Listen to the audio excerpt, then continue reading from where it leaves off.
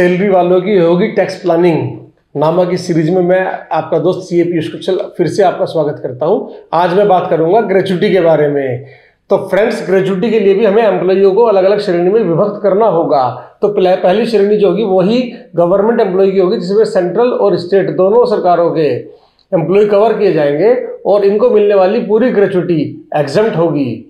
दूसरी श्रेणी में ग्रेच्युटी एक्ट के द्वारा कवर्ड एम्प्लॉय आते हैं और इस श्रेणी में आने वाले एम्प्लॉइयों को 3 फिगर अपने एक पेपर पर लिखनी होंगी। पहली फिगर होगी एक्चुअल ग्रेच्युटी रिसीव, दूसरी फिगर होगी 20 लाख रुपए की और तीसरी फिगर होगी प्रत्येक कंप्लीटेड सर्विस ईयर के लिए, या 6 महीने से ज्यादा अगर आपने किसी साल में काम किया है तो वो भी आपका कंप्लीटेड सर्विस ईयर माना जाएगा। तो प्रत्येक कंप्लीटेड सर्विस ईयर के लिए 15 दिन की एवरेज सैलरी, और अगर कैजुअल नेचर की अगर आपकी सर्विस है तो प्रत्येक कंप्लीटेड वर्ष के लिए आपको 7 दिन की सैलरी को लेना होगा। और इस प्रकार से जब ये 3 फिगर आपके सामने होंगी तो उसमें सबसे कम जो अमाउंट होगी वो आपकी एग्जम्प्टेड ग्रेच्युटी मानी जाएगी, और बाकी उससे ऊपर की कोई भी ग्रेच्युटी होगी तो वो आपके हाथ में टैक्सेबल हो जाएगी। इसी कड़ी में जब तीसरी श्रेणी की हम बात करते हैं तो हम अदर एम्प्लॉय की बात करते हैं, जो ना गवर्नमेंट एम्प्लॉय है और ना ही ग्रेच्युटी एक्ट के द्वारा कवर्ड एम्प्लॉय है।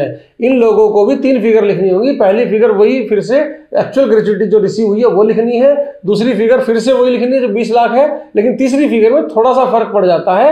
एक तो यहाँ पर इनको पूरा जो है वो इनको आधे महीने की सैलरी लेनी है प्रत्येक कंप्लीटेड सर्विस ईयर के लिए, और इसमें कंप्लीट सर्विस ईयर के लिए पूरा साल ही कवर कंप्लीट होना चाहिए। इसमें कोई भी फ्रैक्शन अगर किसी साल में है तो वो साल गिनती में नहीं आएगा।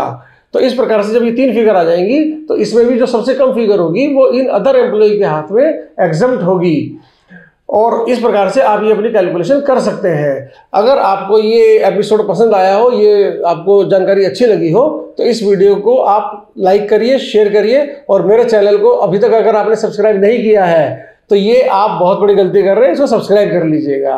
धन्यवाद।